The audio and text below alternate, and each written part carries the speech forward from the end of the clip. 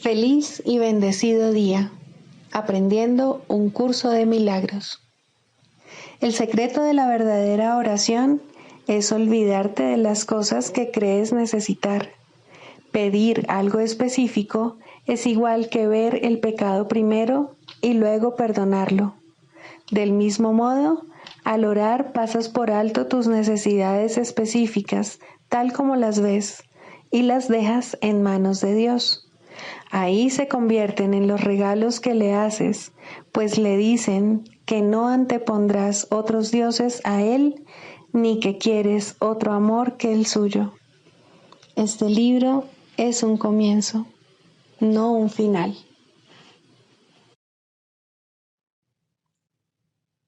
Del prefacio, que postula, párrafo 3. Del conocimiento y de la percepción surgen dos sistemas de pensamiento distintos que se oponen entre sí en todo. En el ámbito del conocimiento no existe ningún pensamiento aparte de Dios, porque Dios y su creación comparten una sola voluntad. El mundo de la percepción, por otra parte, se basa en la creencia en opuestos, en voluntades separadas y en el perpetuo conflicto que existe entre ellas y Dios. Lo que la percepción ve y oye parece real porque sólo admite en la conciencia aquello que concuerda con los deseos del perceptor. Esto da lugar a un mundo de ilusiones, mundo que es necesario defender sin descanso, precisamente porque no es real. Introducción.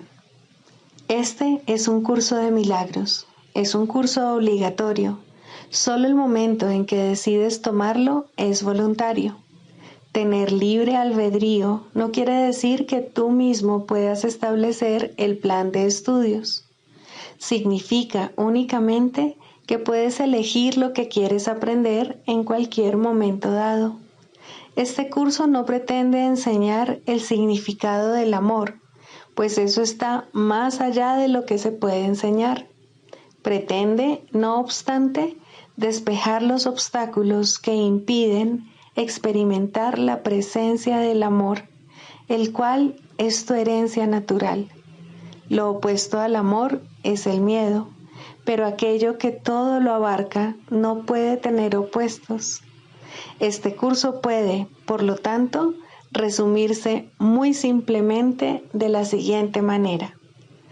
Nada real puede ser amenazado. Nada irreal existe. En esto radica la paz de Dios. Capítulo 1. El significado de los milagros. Primero, principios de los milagros. Principio 28. Los milagros son un modo de liberarse del miedo. La revelación produce un estado en el que el miedo ya ha sido abolido. Los milagros son, por lo tanto, un medio, y la revelación, un fin.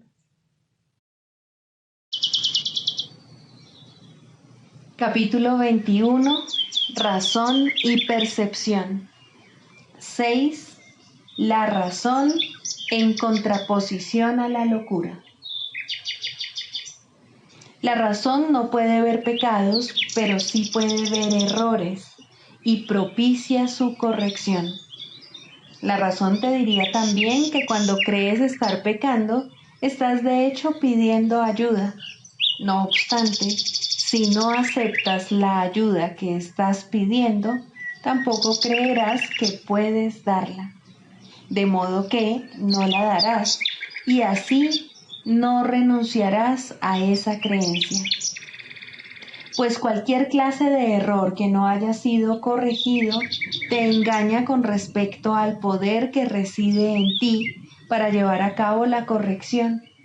Si dicho poder puede llevar a cabo la corrección y tú no se lo permites, te estás negando la corrección a ti mismo, así como a tu hermano.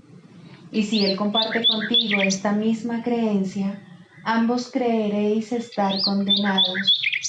Puedes evitarle esto a él y evitártelo a ti, pues la razón no facilitaría la corrección únicamente en ti. No puedes aceptar o rechazar la corrección sin incluir a tu hermano. El pecado mantendría que sí puedes, mas la razón te dice que no puedes considerar a tu hermano o a ti mismo como un pecador y seguir percibiéndolo a él o percibiéndote a ti mismo como inocente. ¿Quién que se considere a sí mismo culpable podría ver un mundo libre de pecado? ¿Y quién puede ver un mundo pecaminoso y considerarse al mismo tiempo ajeno a ese mundo? El pecado mantendría que tú y tu hermano no podéis sino estar separados. Pero la razón te dice que esto tiene que ser un error. Pues si estáis unidos, ¿cómo ibais a poder tener pensamientos privados? ¿Y cómo podría ser que los pensamientos que se adentran en lo que solo parece ser tuyo no tuviesen ningún efecto en lo que sí es tuyo? Si las mentes están unidas, eso es imposible.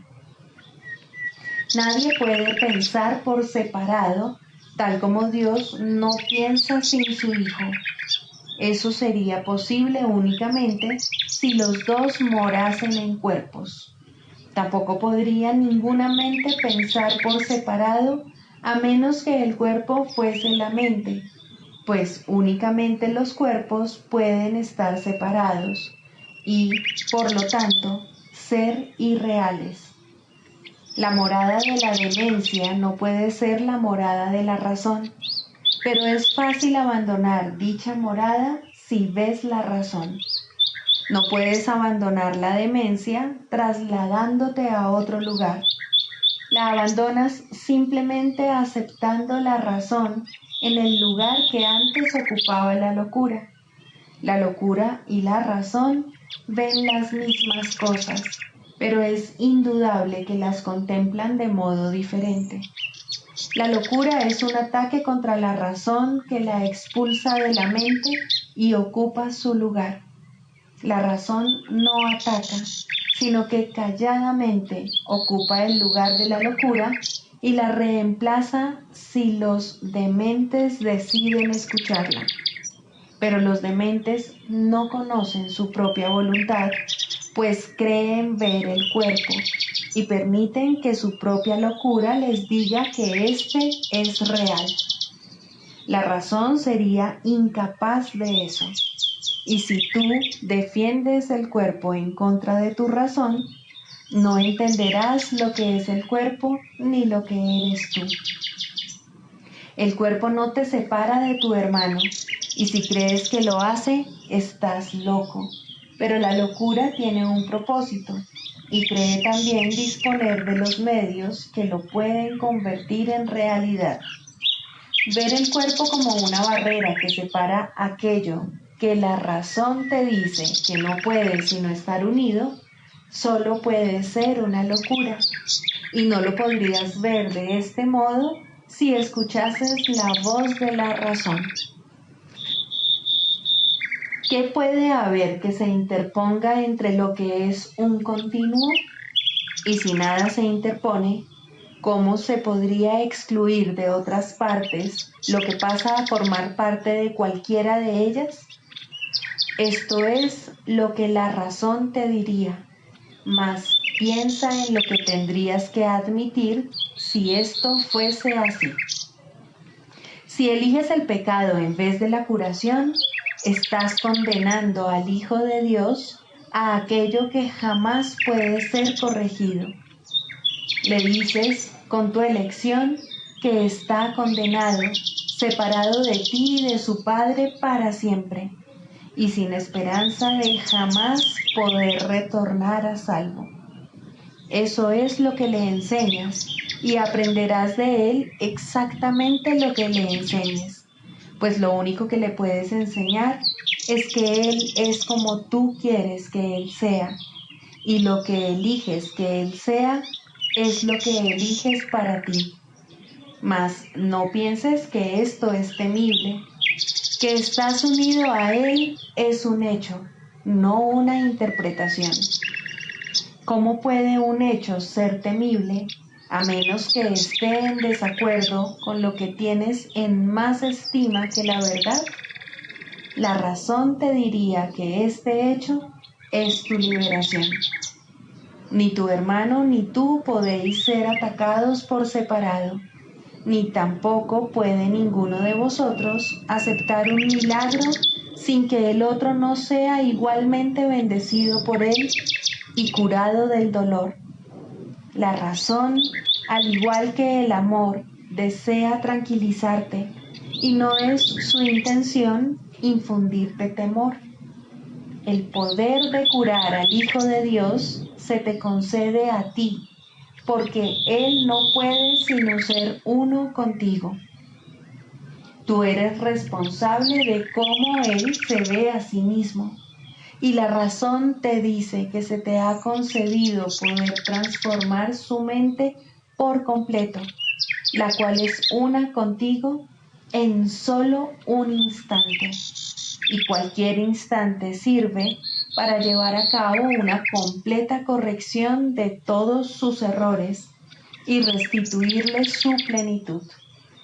El instante en el que elijas ser curado es ese mismo instante en el que se verá que se ha salvado completamente junto contigo. Se te ha dado la razón para que entiendas que esto es así, pues la razón, que es tan benévola como la finalidad para la que se emplea, te aleja constantemente de la locura y te conduce hacia el objetivo de la verdad. Y ahí te desharás de la carga que supone negar la verdad. Y esa es la carga que es terrible, no la verdad. En el hecho de que tú y tu hermano estáis unidos, reside vuestra salvación, el regalo del cielo, no el del miedo. ¿Consideras acaso que el cielo es una carga para ti? En la locura lo es. Sin embargo, lo que la locura ve tiene que ser disipado por la razón. La razón te asegura que el cielo es lo que quieres y lo único que quieres. Escucha a aquel que te habla con raciocinio y que pone tu razón en armonía con la suya. Resuélvete a dejar que la razón sea el medio por el que él te indique cómo dejar atrás la demencia. No te ocultes tras la demencia para escapar de la razón. Lo que la locura encubriría, el Espíritu Santo lo pone al descubierto para que todo el mundo lo contemple con júbilo. Tú eres el Salvador de tu hermano. Él es el tuyo. A la razón le es muy grato hablar de esto. El amor le infundió amor a este plan benevolente. Y lo que el amor planea es semejante a sí mismo en esto. Al estar unido a ti, él desea que aprendas lo que debes ser. Y dado que tú eres uno con él, se te tiene que haber encomendado que des lo que él ha dado y todavía sigue dando. Dedica, aunque solo sea un instante, a la grata aceptación de lo que se te ha encomendado darle a tu hermano y reconoce con él lo que se os ha dado a ambos. Dar no es más bendito que recibir, pero tampoco es menos. El Hijo de Dios se le bendice siempre cual uno solo, y a medida que su gratitud llega hasta ti que le bendijiste, la razón te dirá que es imposible que tú estés excluido de la bendición. La gratitud que Él te ofrece te recuerda las gracias que tu Padre te da por haberlo completado a Él. Y la razón te dice que sólo así puedes entender lo que tú debes ser. Tu Padre está tan cerca de ti como tu hermano. Sin embargo, ¿qué podría estar más cerca de ti que tu propio ser? El poder que ejerces sobre el Hijo de Dios no supone una amenaza para su realidad. Por el contrario, solo da testimonio de ella. Y si Él ya es libre, ¿dónde podría radicar su libertad sino en Él mismo? ¿Y quién podría encadenarle sino Él a sí mismo cuando se niega la libertad? De Dios nadie se burla, ni tampoco puede su Hijo ser aprisionado, salvo por su propio deseo. Y por su propio deseo es también como se libera. En eso radica su fuerza, no su debilidad. Él está a merced de sí mismo, y cuando elige ser misericordioso, en ese momento se libera. Mas cuando elige condenarse a sí mismo, se convierte en un prisionero que, encadenado, espera su propio perdón para poderse liberar.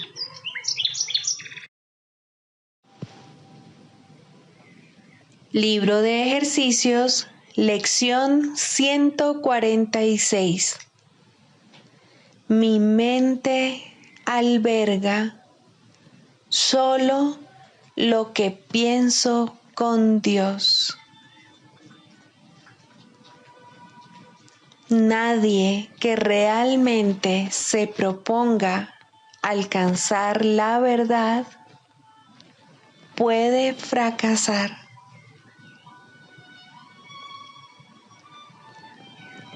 Libero al mundo de todo lo que jamás pensé que era.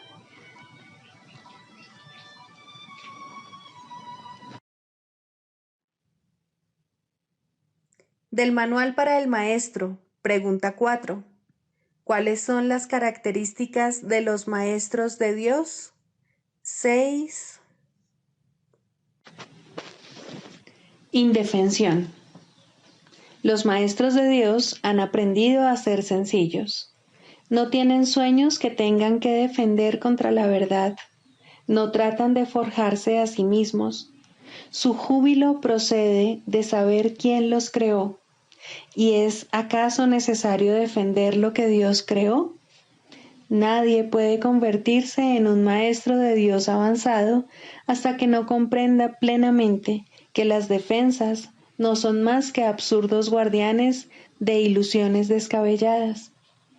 Cuanto más grotesco es el sueño, más formidables y poderosas parecen ser sus defensas. Sin embargo, el Maestro de Dios acepta finalmente mirar más allá de ellas. Se da cuenta de que allí no había nada. Lentamente, al principio, permite que se le desengañe, pero a medida que su confianza aumenta, aprende más rápido. Cuando se abandonan las defensas, no se experimenta peligro. Lo que se experimenta es seguridad. Lo que se experimenta es paz. Lo que se experimenta es dicha. Y lo que se experimenta es Dios.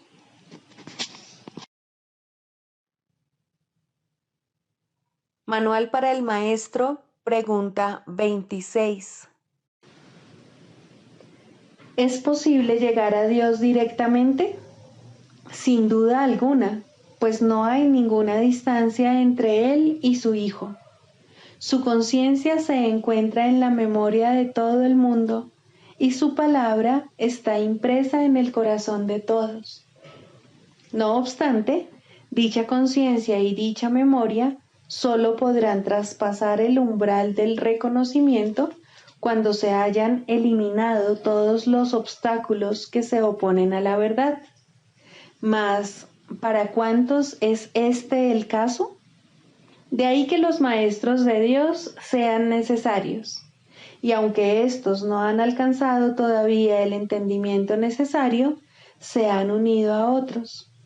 Esto es lo que los diferencia del resto del mundo, y esto es lo que permite que otros abandonen el mundo con ellos. Solos no son nada, pero en su unión reside el poder de Dios. Hay quienes han llegado a Dios directamente al haber dejado atrás todo límite mundano y al haber recordado perfectamente su propia identidad. A estos se le podría llamar los maestros de maestros, porque, aunque ya no se les puede ver, todavía se puede invocar su imagen, y aparecerán en el momento y en el lugar en que pueda ser de utilidad que lo hagan. A quienes su aparición les podría atemorizar, les dan sus ideas. Nadie puede invocarlos en vano. No hay nadie de quien ellos no sean conscientes. Son conscientes de todas las necesidades y reconocen y pasan por alto todos los errores. Llegará un día en que todo esto se entenderá claramente. Mientras tanto, ellos les dan todos sus dones a los maestros de Dios que acuden a ellos en busca de ayuda, pidiendo todas las cosas en el nombre de ellos y en ningún otro. Es posible que en algunas ocasiones un maestro de Dios tenga una breve experiencia de unión directa con Dios. Sin embargo, es casi imposible que en este mundo una experiencia así pueda perdurar. Tal vez se pueda alcanzar tras mucha devoción y dedicación, y luego mantenerse durante gran parte de la estancia en la tierra. Mas esto es tan raro que no se puede considerar una meta realista. Si sucede, bien. Si no sucede, bien también. Todos los estados mundanos son, en cualquier caso, ilusorios. Si se alcanzase a Dios directamente en una conciencia continua, el cuerpo no se podría conservar por mucho tiempo.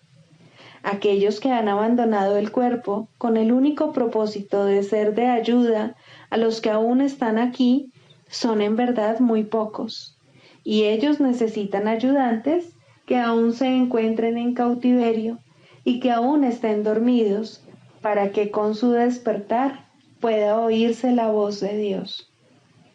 No te desesperes, pues, por causa de tus limitaciones. Tu función es escapar de ellas, no que no las tengas. Si quieres ser oído por los que sufren, tienes que hablar su lengua. Si quieres ser un salvador, tienes que entender de qué es de lo que hay que escapar. La salvación no es algo teórico.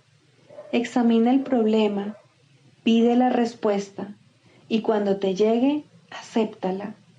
No tardará mucho en llegar.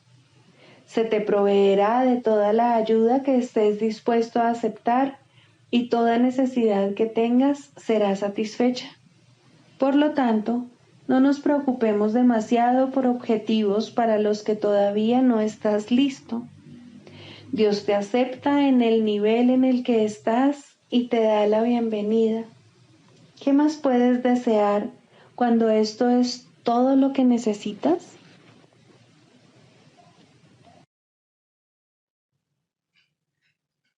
Clarificación de términos. Jesús Cristo. No necesitas ayuda para entrar en el cielo, pues jamás te ausentaste de él, pero sí necesitas una ayuda que proceda de más allá de ti, pues te encuentras limitado por falsas creencias con respecto a tu identidad, la cual solo Dios estableció en la realidad. Los ayudantes que se te proveen varían de forma, aunque ante el altar son uno solo. Más allá de cada uno de ellos se encuentra un pensamiento de Dios, y esto jamás ha de cambiar. Pero sus nombres difieren por un tiempo, puesto que el tiempo necesita símbolos, siendo de por sí irreal. Sus nombres son legión, pero no nos extenderemos más allá de los nombres que el curso en sí plantea. Dios no provee ayuda, pues no sabe de necesidades. Sin embargo, Él crea todos los ayudantes que su Hijo pueda necesitar, mientras éste siga creyendo que sus fantasías son reales. Dale gracias a Dios por ellos, pues son quienes te conducirán de regreso a tu hogar. El nombre de Jesús es el nombre de uno que, siendo hombre, vio la faz de Cristo en todos sus hermanos y recordó a Dios. Al identificarse con Cristo, dejó de ser un hombre y se volvió uno con Dios. El hombre era una ilusión, pues parecía ser un ser separado que caminaba por su cuenta dentro de un cuerpo que aparentemente mantenía a su ser separado de su ser, como hacen todas las ilusiones. Pero, ¿quién puede salvar a menos que, al ver las ilusiones, las identifique como lo que son? Jesús sigue siendo un Salvador porque vio lo falso y no lo aceptó como la verdad. Cristo necesitó su forma para poder presentarse ante los hombres y salvarlos de sus ilusiones. En su completa identificación con el Cristo, el perfecto Hijo de Dios, su única creación y su felicidad, por siempre como Él y uno como Él, Jesús se convirtió en lo que todos vosotros no podéis sino ser. Mostró el camino para que le siguieras. Él te conduce de regreso a Dios porque vio el camino ante sí y lo siguió. Jesús hizo una clara distinción, todavía velada para ti, entre lo falso y lo verdadero. Te ofreció una demostración palpable de que es imposible matar al Hijo de Dios y de que el pecado, la maldad, la malicia, el miedo o la muerte no pueden alterar su vida en modo alguno. Todos tus pecados, por lo tanto, te han sido perdonados, ya que jamás tuvieron consecuencia alguna, y así no fueron más que sueños. Levántate con aquel que te mostró esto, ya que se lo debes por haber compartido contigo tus sueños para que pudieran ser disipados, y todavía los comparte para mantenerse en unión contigo. ¿Es Él el Cristo? Por supuesto que sí, junto contigo. Su vida en la tierra no fue lo suficientemente larga como para poder enseñar la poderosa lección que aprendió por todos vosotros, mas Él permanecerá contigo para conducirte desde el infierno que tú hiciste hasta Dios. Y cuando unas tu voluntad a la suya, verás a través de su visión, pues los ojos de Cristo se comparten. Caminar con Él es algo tan natural como caminar con un hermano al que conoces desde que naciste, pues eso es en verdad lo que Él es. Se han hecho amargos ídolos de aquel que solo quiere ser un hermano para el mundo. Perdónale tus fantasías y comprende lo mucho que amarías a un hermano así, pues Él por fin le brindará descanso a tu mente y la llevará contigo ante tu Dios. ¿Es Él el único ayudante de Dios? Por supuesto que no, pues Cristo adoptará muchas formas con diferentes nombres hasta que se reconozca la unicidad de todas ellas. Mas para ti, Jesús es el portador del único mensaje de Cristo acerca del amor de Dios. No tienes necesidad de ningún otro. Es posible leer sus palabras y beneficiarse de ellas sin aceptarle en tu vida, mas Él te ayudaría todavía más si compartieses con Él tus penas y alegrías y renunciases a ambas para hallar la paz de Dios. Con todo, lo que Él quiere que aprendas más que nada sigue siendo la lección que vino a enseñar, la cual reza así. La muerte no existe porque el Hijo de Dios es como su Padre. No puedes hacer nada que pueda alterar el amor eterno. Olvida tus sueños de pecado y de culpabilidad, y en su lugar, ven conmigo a compartir la resurrección del Hijo de Dios, y trae contigo todos aquellos que Él te ha enviado para que cuides de ellos como yo cuido de ti.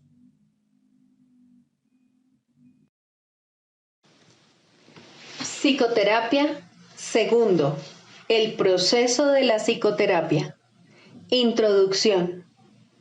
La psicoterapia es un proceso que cambia la visión del yo. A lo sumo, este nuevo yo es un concepto de sí mismo más beneficioso, pero no puede esperarse que la psicoterapia establezca qué es realidad. Esa no es su función.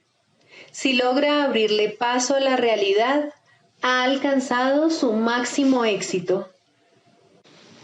Toda su función, al final, consiste en ayudar al paciente a manejar un error fundamental, la creencia de que la ira le ofrece algo que en realidad desea y de que al justificar el ataque se está protegiendo a sí mismo. En la medida en que llegue a darse cuenta de que esto es un error, en esa misma medida se ha salvado realmente. Los pacientes no entran en una relación terapéutica con este objetivo en mente. Por el contrario, tales conceptos significan poco para ellos o no necesitarían ayuda. Su objetivo es ser capaces de conservar su concepto del yo exactamente como está, pero sin el sufrimiento que ello conlleva. Todo su equilibrio descansa sobre la insensata creencia de que esto es posible. Y como resulta tan claramente imposible para la mente sana, lo que buscan es magia. En las ilusiones, lo imposible se consigue fácilmente, pero a costa de hacer realidad las ilusiones. El paciente ya ha pagado su precio. Ahora quiere una ilusión mejor. Al comienzo, pues, la meta del paciente y la del terapeuta son divergentes. Tanto el terapeuta como el paciente pueden abrigar falsos conceptos de sí mismos, pero aún así, sus respectivas percepciones sobre la mejoría deben ser distintas. El paciente espera aprender a lograr los cambios que quiere sin cambiar su concepto de sí mismo de manera significativa.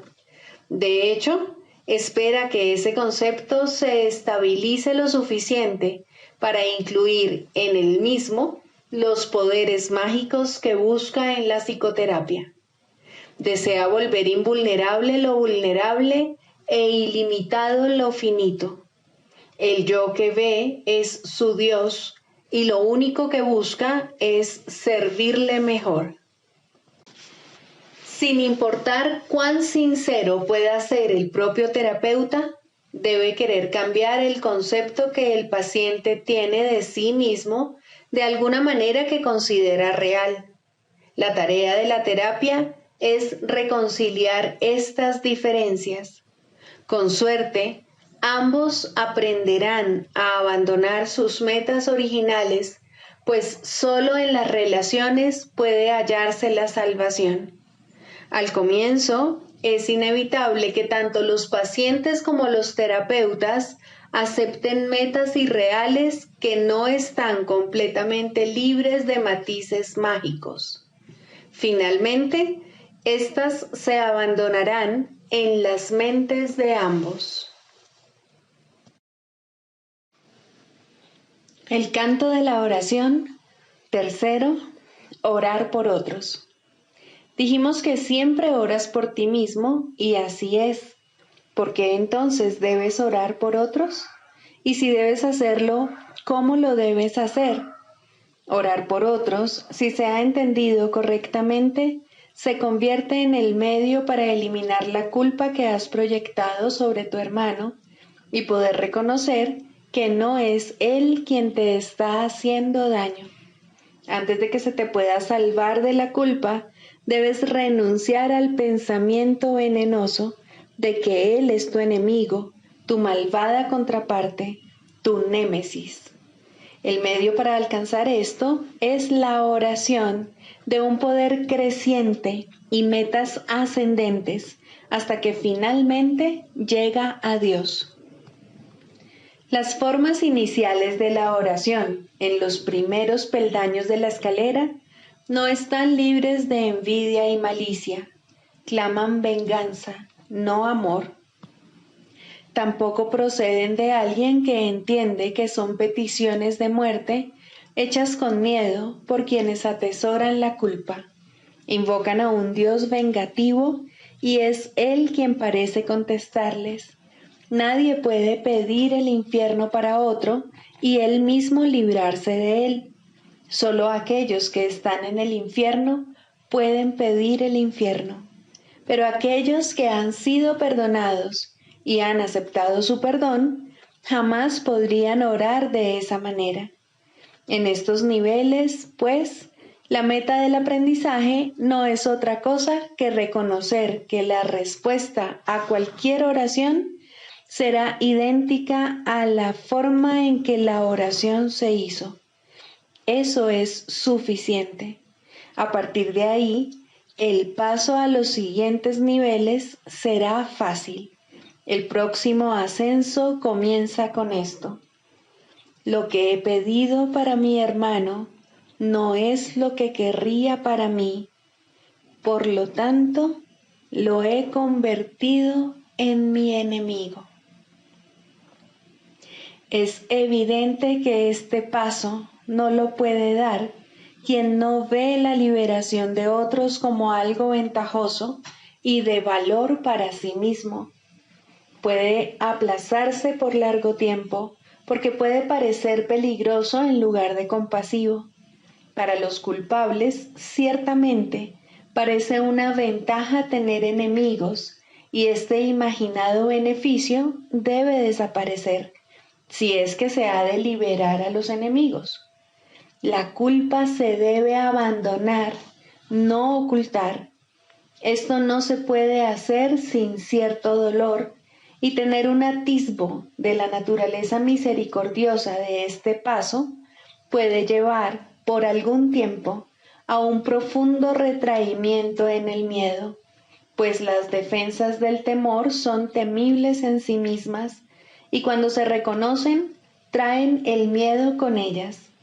No obstante, ¿qué ventaja le ha reportado jamás a un prisionero la ilusión del escape? Su verdadero escape de la culpa radica únicamente en el reconocimiento de que la culpa ha desaparecido. Mas, ¿cómo puede reconocerse esto mientras la oculte en otro y no vea que es la suya propia? El miedo a escapar hace difícil dar la bienvenida a la libertad y convertir a un enemigo en carcelero parece ofrecer seguridad. ¿Cómo, entonces, se le puede librar sin que se apodere de ti un profundo miedo? Has hecho de él tu salvación y tu escape de la culpa. Tu inversión en esta forma de escape es enorme y el miedo de renunciar a ella es grande en verdad. Aquíétate por un instante ahora mismo y piensa en lo que has hecho. No olvides que fuiste tú quien lo hizo y quien puede, por lo tanto, dejarlo ir. Extiende la mano. Este enemigo ha venido a bendecirte. Acepta su bendición y siente tu corazón elevarse y tu miedo desaparecer. No te aferres al miedo ni a él. Él es un hijo de Dios al igual que tú. No es un carcelero, sino un mensajero de Cristo. Sé esto para Él, para que Él lo sea para ti. No es fácil darse cuenta de que orar para pedir cosas, posición social, amor humano, regalos externos de la clase que sean, siempre se hace para establecer carceleros y ocultarse de la culpa. Estas cosas se emplean como metas que sustituyen a Dios y por lo tanto distorsionan el propósito de la oración.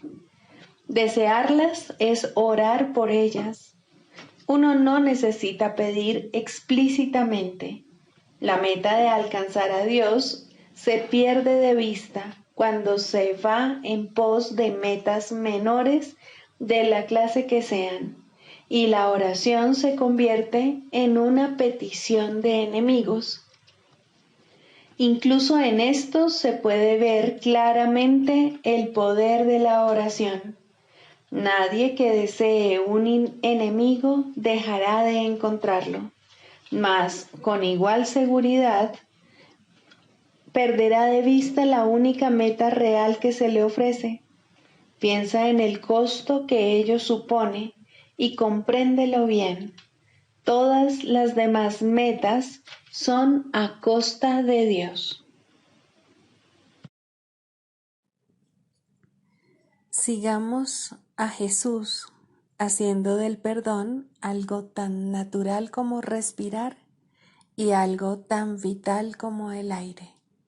Amén.